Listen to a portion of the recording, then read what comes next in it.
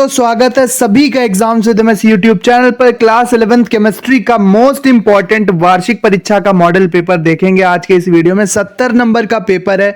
आपके कॉलेज में कोई भी कोड का पेपर आ रहा हो, ये पेपर जरूर पूरा देख लेना। सभी कोड से मैच करता हुआ पेपर है, सारे क्वेश्चन इंपॉर्टेंट है। कमेंट बॉक्स में जरूर बताओ बच्चों कि आपके कॉलेज में कौन से कोड का पेपर आ रहा है, तो उस कोड का भी पेपर का सॉल्यूशन बनाया जाएगा जिससे आपकी तैयारी में हेल्प हो। सबसे पहले यहां पर देखेंगे कि 20 नंबर के ओएमआर प्रश्न हैं। सभी प्रश्न अनिवार्य हैं। ओएमआर 20 प्रश्न बहुविकल्पी हैं, जहां पर एक ऑप्शन आपको सेलेक्ट करके लिखना है। सही उत्तर का ऑप्शन आपको सेलेक्ट करना है, जिसके लिए आपको 1 नंबर मिलेगा। मतलब 20 नंबर के बहुविकल्पी प्रश्न है। चलो शुरू करते हैं। यहाँ पर आप ये वीडियो कौन से शहर या कौन से गांव से देख रहे हो, अपने शहर या गांव का नाम कमेंट में जरूर लिखना। तो सबसे पहले यहां पर प्रश्न है ओएमआर का। सबसे पहला प्रश्न है कि वायु है, वायु क्या है? एक यौगिक है, तत्व है, मिश्र धातु है या फिर मिश्रण है? तो वायु यौगिक नहीं है, ना तो तत्व है, ना मिश्र धातु है, बल्कि विभिन्न गैसों का एक मिश्रण है। ठीक है, तो यहां पर 4th वाला ऑप्शन लगाना है आपको। अगला है प्रश्न कि आवोगाद्रो संख्या अणुओं की वह संख्या है जो उपस्थित रहती है। आवोगाद्रो संख्या Na से प्रदर्शित करते हैं एवोगैड्रो नंबर को। तो आवोगाद्रो संख्या अणुओं की वह संख्या है जो उपस्थित रहती है एनटीपी के 22.4 लीटर गैस में, किसी पदार्थ के 1 मोल में, पदार्थ के 1 ग्राम अणु द्रव्यमान में, उपर्युक्त सभी। तो ये सभी ही आवोगाद्रो संख्या की परिभाषा है। ठीक है, आवोगाद्रो संख्या अणुओं की वह संख्या है जो कि एनटीपी पर 22.4 लीटर गैस में उपस्थित होते हैं, किसी पदार्थ के 1 मोल में जितने अणु उपस्थित होते हैं, और पदार्थ के 1 ग्राम अणु द्रव्यमान में जितने कण या जितने अणु उपस्थित होते हैं, उसी को हम एवोगैद्रो संख्या Na कहते हैं। तो यहां पर चौथा ऑप्शन सही हो जाएगा। ठीक है, कौन सा? चौथा ऑप्शन, उपर्युक्त सभी। नेक्स्ट क्वेश्चन है हमारे पास कि यूरिया में नाइट्रोजन की प्रतिशत मात्रा कितनी होती है? यूरिया में नाइट्रोजन की प्रतिशत मात्रा 38.4%, 59.1%, 56.4% या 46.6%। तो यूरिया में नाइट्रोजन का प्रतिशत होता है 46% के आसपास। तो यहां पर आपको 4th ऑप्शन लगाना है करेक्ट। ओएमआर शीट में डी वाला हो, डी हो या 1 2 3 4 हो, जैसे भी हो उस हिसाब से ओएमआर शीट में आप भरोगे। नेक्स्ट है हमारे पास कि परमाणु क्रमांक 28 वाले तत्व के द्विधनायन में अणुओं के अयुग्मित इलेक्ट्रॉनों की संख्या कितनी होगी? परमाणु क्रमांक 28 किसका होता है बच्चों? निकिल का होता है 28, निकिल 28। और निकिल 28 के द्विधनायन मतलब कि निकिल 2 पॉजिटिव में कितने अयुग्मित इलेक्ट्रॉन होंगे? तो इसमें जब आप इलेक्ट्रॉनिक विन्यास करेंगे तो इसमें अयुग्मित इलेक्ट्रॉन निकल कर आएंगे 2। तो यहां पर 4th ऑप्शन आप लगाएंगे 2। कितने अयुग्मित इलेक्ट्रॉन होंगे निकिल 2 पॉजिटिव में? निकिल 2 पॉजिटिव में यहां पर 2 अयुग्मित इलेक्ट्रॉन निकलेंगे। 4th ऑप्शन सही है। नेक्स्ट है हमारे पास कि किसी तत्व के समस्थानिक में किसी तत्व को समस्थानिक को इस तरह से लिखा गया है NMX, न्यूट्रॉनों की संख्या क्या होगी? तो न्यूट्रॉनों की संख्या हो जाएगी यहां पर M-N। ये न्यूट्रॉन की संख्या का सूत्र होगा। ठीक है, नेक्स्ट हमारे पास क्वेश्चन है कि किसी तत्व के 3D उपकोष में 7 इलेक्ट्रॉन है, तत्व का परमाणु क्रमांक क्या होगा? तो 3D7 और 4s2 यहां पर लास्ट में होगा। तो यहां पर ये तत्व कौन सा होगा? तो जब आप पूरा इलेक्ट्रॉनिक विन्यास लिखेंगे तो 27 यहां पर निकल के आएगा। मतलब कोबाल्ट 27 यहां पर वो तत्व है जो कि 3D7 इलेक्ट्रॉनिक विन्यास प्रदर्शित करेगा। ठीक है, तो यहां पर चौथा ऑप्शन 27 आप लगाएंगे। ठीक है, 27। नेक्स्ट क्वेश्चन है हमारे पास कि निम्न सम इलेक्ट्रॉनिक आयनों में सबसे छोटा आयन कौन सा है? देखो यहां पर Na पॉजिटिव में भी 10 इलेक्ट्रॉन है, Mg2 पॉजिटिव में भी 10 इलेक्ट्रॉन है, Al3 पॉजिटिव में भी 10 इलेक्ट्रॉन है, और सिलिकॉन 4 पॉजिटिव, सभी में 10-10 इलेक्ट्रॉन है। कितने इलेक्ट्रॉन है? 10-10 इलेक्ट्रॉन है। अब यहां पर सबसे छोटा आयन कौन होगा? सबसे छोटा आयन बच्चों वो होगा जिसका नाभिकीय आवेश सबसे ज्यादा होगा। और नाभिकीय आवेश सबसे ज्यादा किसका होगा? जिसका परमाणु क्रमांक सबसे अधिक होगा। तो यहां पर सबसे परमाणु क्रमांक अधिक किसका होगा? यहां पर होगा सिलिकॉन का। ठीक है, किसका होगा? सिलिकॉन का। 14 यहां पर होगा। तो यहां पर जितने ज्यादा प्रोटॉन होंगे वो इलेक्ट्रॉन को उतने ही कसके बांधे रहेंगे अपने साथ और उस परमाणु की त्रिज्या उतनी ही कम होगी। तो सबसे छोटा आयन वो होगा जिसका परमाणु क्रमांक सबसे ज्यादा होगा। ठीक है, यहां पर कौन सा हो जाएगा ऑप्शन, यहां पर सिलिकॉन 4 पॉजिटिव यहां पर निकल के आएगा। नेक्स्ट क्वेश्चन है हमारे पास, अगला प्रश्न है बच्चों की पी ब्लॉक का तत्व कौन सा है। पी ब्लॉक का तत्व कौन सा है? पी ब्लॉक का तत्व तो सोडियम है, आयरन है, कॉपर है या हीलियम है। तो यहां पर देखो सोडियम तो एस ब्लॉक का तत्व है तो ये नहीं होगा, आयरन डी ब्लॉक का है, कॉपर भी डी ब्लॉक का है, हीलियम जो है ये अक्रिय गैसों की एक गैस है जो कि पी ब्लॉक के शून्य समूह में होती है। तो यहां पर डी वाला ऑप्शन या फोर्थ वाला ऑप्शन करेक्ट होगा। अगला प्रश्न है हमारे पास कि क्षार धातुएं संबंधित हैं, क्षार धातुएं संबंधित हैं डी ब्लॉक से, पी ब्लॉक से, जीरो ब्लॉक से या एस ब्लॉक से। तो क्षार धातुएं और क्षारीय मृदा धातुएं जिन्हें एल्कली मेटल और एल्कली अर्थ मेटल कहते हैं ये एस ब्लॉक से संबंधित होती हैं। तो यहां पर फोर्थ ऑप्शन हमारा सही हो जाएगा। ठीक है, फोर्थ ऑप्शन एस ब्लॉक वाला सही हो जाएगा।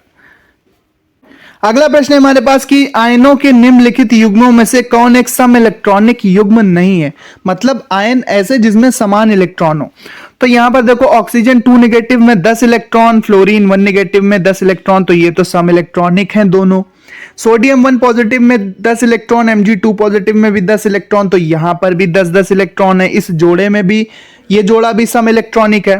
Mn2 पॉजिटिव और Fe3 पॉजिटिव और Fe2 पॉजिटिव और Mn2 पॉजिटिव, इसमें अब आपको बताना है। तो Mn2 पॉजिटिव क्या है? Mn, अब मैग्नीज, Mn जो मैग्नीज होता है उसका परमाणु क्रमांक 25 होता है और फेरस का परमाणु क्रमांक कितना होता है? जो फेरस होता है उसका परमाणु क्रमांक 26 होता है। ठीक है, आयरन का 26 होता है, मैग्नीज का 25 होता है। तो यहां पर सम इलेक्ट्रॉनिक देखेंगे, 25 में से 2 इलेक्ट्रॉन जाएंगे तो यहां पर 23 इलेक्ट्रॉन बचेंगे और यहां पर 26 में से 3 इलेक्ट्रॉन जाएंगे तब भी यहां पर 23 इलेक्ट्रॉन बचेंगे। यहां पर 26 में से 2 इलेक्ट्रॉन जाएंगे तो 24 बचेंगे और मैग्नीज यानी कि 25 में से 2 इलेक्ट्रॉन जाएंगे तो यहां पर 23 बचेंगे। तो यहां पर ये जो चौथा जोड़ा है ये वाला युग्म ये सम इलेक्ट्रॉनिक नहीं है। यहां पर इलेक्ट्रॉनों में अंतर, इसमें भी 10 इलेक्ट्रॉन है, इस जोड़े में भी 10 इलेक्ट्रॉन है, इसमें यहां पर 23 इलेक्ट्रॉन हो जाएंगे। लेकिन यहां पर क्या है कि यहां पर 24 और यहां पर 23 इलेक्ट्रॉन, यानी ये जोड़ा फोर्थ नंबर का जोड़ा सम इलेक्ट्रॉनिक नहीं होगा। ठीक है, चौथा ऑप्शन लगाना है। H2O2 हाइड्रोजन परऑक्साइड में ऑक्सीजन की ऑक्सीकरण संख्या कितनी होगी? H2O2 में, तो परऑक्साइड में हम जानते हैं कि ऑक्सीजन की ऑक्सीकरण संख्या -1 होगी। कितनी होगी? -1 होगी। यहां पर पहला ऑप्शन लगाएंगे। पहला ऑप्शन, ऑक्साइड में -2 होती है, ठीक है, लेकिन पर ऑक्साइड में -1 होती है। अगला है कि KClO3 में ऑक्सीजन की ऑक्सीकरण संख्या कितनी होगी? तो यहां पर देखो K की 1 रखते हैं, Cl की -1 होगी और ऑक्सीजन की -2 यहां पर ऑक्सीडेशन नंबर रखेंगे। तो यहां पर क्या होगी कि पोटेशियम क्लोरेट में ऑक्सीजन की ऑक्सीकरण अवस्था कितनी होगी, ऑक्सीकरण संख्या कितनी होगी? -2 होगी। पहला वाला ऑप्शन करेक्ट है। अगला क्वेश्चन है हमारे पास कि रसायन विज्ञान के जनक कौन है? रसायन विज्ञान का जनक किन्हें कहा जाता है? निकोलस लेमरी, व्हीलर, बर्जीलियस या लेवोशिए? तो लेवोशिए को रसायन विज्ञान का जनक कहा जाता है। यहां पर फोर्थ वाला ऑप्शन डी वाला ऑप्शन करेक्ट है। अगला है कि प्रयोगशाला में सर्वप्रथम किस कार्बनिक यौगिक का संश्लेषण उसके तत्वों से किया गया? तो हम जानते हैं कि सबसे पहले जो संश्लेषण हुआ था जिस कार्बनिक यौगिक का, वो यूरिया था जिसका लैब में संश्लेषण किया गया। तो यहां पर पहला ऑप्शन करेक्ट है, यूरिया वाला। अगला क्वेश्चन है हमारे पास कि कार्बनिक यौगिक में मुख्यतः कौन से बंध होते हैं या आबंध होते हैं? सहसंयोजक आबंध, उपसहसंयोजक आबंध, आयनिक आबंध या हाइड्रोजन आबंध? तो ये होते हैं हमारे पास सहसंयोजक आबंध यानी कोवेलेंट बॉन्ड, जो कि होते हैं 3 तरह के, सिंगल बॉन्ड, डबल बॉन्ड और ट्रिपल बॉन्ड। आयनिक आबंध, आयनिक यानी अकार्बनिक यौगिकों में और उपसहसंयोजक यौगिक कोऑर्डिनेशन कंपाउंड या उपसहसंयोजक यौगिकों में पाए जाते हैं। और हाइड्रोजन आबंध हाइड्रोजन और इलेक्ट्रोनेगेटिव परमाणुओं के बीच पाए जाते हैं। इसका सही ऑप्शन लगाएंगे आप, पहला सहसंयोजक आबंध। कार्बनिक यौगिकों में जो मुख्यतः आबंध होते हैं वो होते हैं सहसंयोजक आबंध। अगला क्वेश्चन है कि वह अवस्था जिसमें आकार एवं आयतन दोनों अनिश्चित होते हैं क्या कहलाती है? ठोस अवस्था, द्रव अवस्था, गैस अवस्था या प्लाज्मा अवस्था? तो ये गैसीय अवस्था में आकार और आयतन दोनों अनिश्चित होते हैं। अगला प्रश्न है हमारे पास कि 1.7 ग्राम अमोनिया गैस में अमोनिया के मोल कितने होंगे? तो मोल क्या होता है ग्राम में भार बटे उसका अणु भार। तो यहां पर क्या हो जाएगा 1/10 यानी कि 0.1 मोल यहां पर होंगे।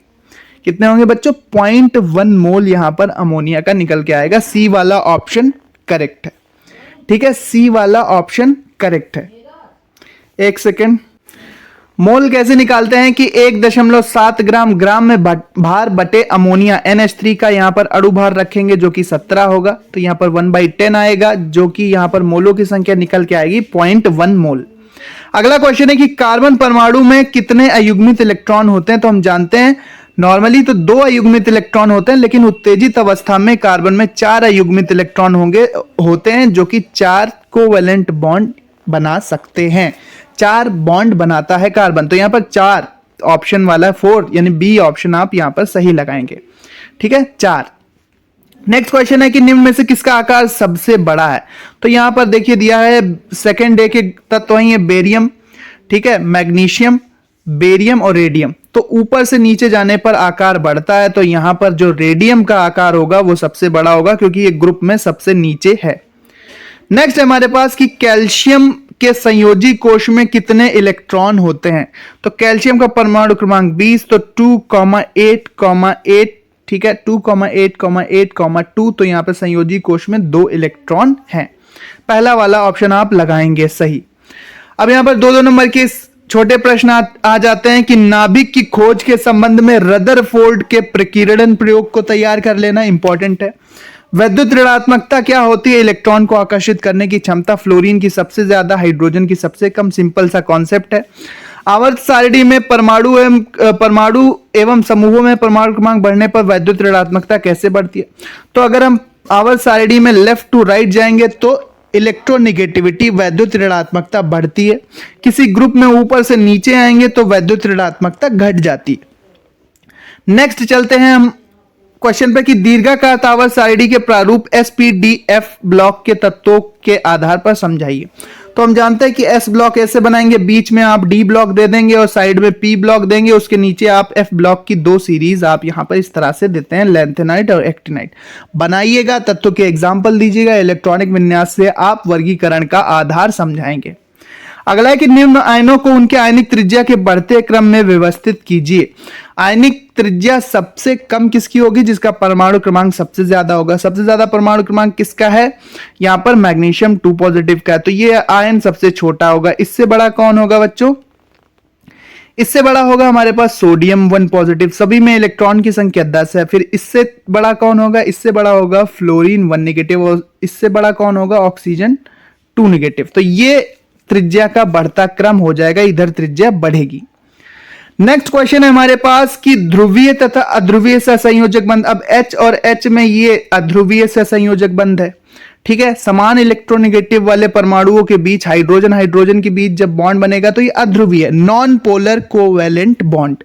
अब यहां पर H और Cl के बीच बना देंगे तो ये पोलर कोवेलेंट बॉन्ड है, आंशिक पॉजिटिव आंशिक निगेटिव यहां पर रहेगा, ठीक है। HCl में बना दो, HBr में, HI में, HF में, और क्लोरीन में बनेगा तो ये अध्रुवीय हो गया। फ्लोरीन में बनेगा तो अध्रुवीय हो गया। अगला है कक्षकों के संकरण यानी हाइब्रिडाइजेशन को परिभाषित कीजिए। sp3 संकरण को उदाहरण देकर समझाइए। तो sp3 संकरण हम जानते हैं कि मीथेन में मिलेगा। मीथेन में हम sp3 संकरण को समझा सकते हैं आराम से। हेस का नियम नहीं छोड़ना है। हेस का स्थिर ऊष्मा संकलन का नियम परिभाषित कीजिए, इसका एक उपयोग भी लिखना है। इसके बाद निम्नलिखित समीकरणों में एथिल अल्कोहल की संभवन इंथैल्पी, सिंपल सा न्यूमेरिकल होता है, सारी वैल्यू दी है, बस कैलकुलेट करना है। अगला है कि ऑक्सीकरण संख्या के आधार पर निम्नलिखित की व्याख्या करो। ऑक्सीकरण अपचयन अभिक्रिया, ऑक्सीकारक व अपचायक पदार्थ, ऑक्सीडाइजिंग एजेंट, रिड्यूसिंग एजेंट, ऑक्सीकरण, ऑक्सीडेशन और रिडक्शन प्रक्रिया। अब ऑक्सीडेशन रिडक्शन का कॉन्सेप्ट पता है कि अगर ऑक्सीजन जुड़ रही है तो ऑक्सीकरण, हाइड्रोजन जुड़ रही है तो अपचयन, ऑक्सीजन निकल रही है तो अपचयन, हाइड्रोजन जुड़ रहा है, ऑक्सीजन जुड़ रही है तो ऑक्सीकरण, हाइड्रोजन जुड़ रहा है तो अपचयन। इसी तरह से ऑक्सीजन अगर बाहर निकल रही है तो अपचयन, हाइड्रोजन अगर बाहर निकल रहा है तो ऑक्सीकरण। इलेक्ट्रॉनिक कॉन्सेप्ट के अनुसार अगर किसी की ऑक्सीडेशन नंबर यानी कि चार्ज बढ़ रहा है, इलेक्ट्रॉन बाहर जा रहे हैं तो ऑक्सीकरण संख्या में वृद्धि हो रही है तो ऑक्सीकरण। ऑक्सीकरण संख्या घट रही है, यानी Cl निगेटिव से ये Cl में कन्वर्ट हो गया, एक इलेक्ट्रॉन इसको देना पड़ा तो यहां पर इसका रिडक्शन हो गया या अपचयन हो गया। ऑक्सीकरण संख्या बढ़े तो ऑक्सीकरण, ऑक्सीकरण संख्या घटे तो अपचयन। सिंपल सा कॉन्सेप्ट है। अगला क्वेश्चन है कि निम्न को आयन इलेक्ट्रॉन विधि से क्षारीय माध्यम में संतुलित करना है। ठीक है, इसको क्षारीय माध्यम में संतुलित करना। अब यहाँ पे IUPAC नामकरण पूछ लिया गया है, तो CH में 3 CH3 जोड़ दीजिए आप। यहाँ पे CH3 इधर भी लगा हुआ है, CH3 इधर भी लगा हुआ है और CH3 इधर भी लगा हुआ है, तो इसका नाम क्या हो जाएगा? 1 2 3, 2 पे मेथिल है, 2 तो हो जाएगा इसका नाम 2 मेथिल प्रोपेन। क्या हो जाएगा? पहले का नाम 2 मेथिल प्रोपेन। ठीक है, 2 मेथिल प्रोपेन हो गया बच्चों, इसका नाम 2 मेथिल प्रोपेन हो गया। ठीक है, 2 मेथिल प्रोपेन, 2 मेथिल और प्रोपेन इसका नाम बच्चों हो जाएगा। नेक्स्ट हम देखते हैं कि यहां पर क्या है, ये फॉर्मल्डिहाइड लिखा हुआ है, लेकिन इसका नाम क्या होगा? IUPAC नाम हो गया मेथेनल। क्या होगा बच्चों? मेथेनल, क्योंकि एल्डिहाइड है, एल लगाते हैं, एक कार्बन मेथ, तो मेथेनल। नेक्स्ट क्वेश्चन है हमारे पास, यहां पर आप देखेंगे कि कार्बोक्सिलिक अम्ल भी है और यहां पर कीटोन ग्रुप भी जुड़ा हुआ है, तो यहां पर इधर से गिनती कर लेंगे 1 2 3 4 5 6, 6 कार्बन की चेन है, तो 5 ओन यहां पर लिख लेंगे पहले, 5 ओन हेक्सेनोइक अम्ल, हेक्सेनोइक एसिड। ठीक है, ये इसका नाम हो जाएगा 5 ओन हेक्सेनोइक एसिड। नेक्स्ट क्वेश्चन है हमारे पास, देखो 1,3 ब्यूटाडाइइन, ये जो लिखा हुआ है, ये लिखा हुआ है 1,3 ब्यूटाडाइइन यहां पर ये लिखा हुआ है। काफी फेमस कंपाउंड है, इसलिए इसको जरूर प्रिपेयर कर लेना। 1 पे इन है और 3 पे इन है, तो 1,3 ब्यूटाडाइइन। माफ कीजिए, ये जो था HCOOH, तो ये है मेथेनोइक अम्ल। ठीक है, क्या है बच्चों? मेथेनोइक अम्ल, क्योंकि यहां पर कार्बोक्सिलिक एसिड समूह है, तो ये हो जाएगा मेथेनोइक अम्ल। मेथेनोइक अम्ल, यहां पे थोड़ी सी भूल चूक हुई है, मेथेनोइक अम्ल ऊपर वाला है और ये जो नीचे वाला है बच्चों, ये है मेथेनल, क्योंकि इसमें यहां पर साइड में एल्डिहाइड है, एक को मेथ कहते हैं, तो यहां पर हो जाएगा इसका मेथेनल। क्या हो जाएगा बच्चों? मेथेनल। और इसका क्या होगा? मेथेनोइक अम्ल, मेथेनोइक अम्ल या मेथेनोइक एसिड। क्यों होगा? क्योंकि यहाँ पे COOH समूह है, कार्बोक्सिलिक अम्ल समूह है, एक कार्बन को मेथ कहते हैं, तो मेथ से बन गया मेथेनोइक अम्ल। तो पूरा सॉल्यूशन है, इसका PDF मैं टेलीग्राम चैनल पर डाल दूंगा, वहां पर जाओ सॉल्व करो। कोई भी कोड हो, सारे क्वेश्चन इंपॉर्टेंट है, A कोड हो, B कोड हो, कोई भी कोड हो आपका, अपने कॉलेज का कोड कमेंट में जरूर बताना। मिलते हैं अपने नेक्स्ट वीडियो में। सारे क्वेश्चन इंपॉर्टेंट है, जरूर तैयार करके जाना। ठीक है, इसी प्रकार के इंपॉर्टेंट मॉडल पेपर देखने के लिए चैनल को सब्सक्राइब कर लो, सभी यहां पर आपको मॉडल पेपर मिलने वाले हैं।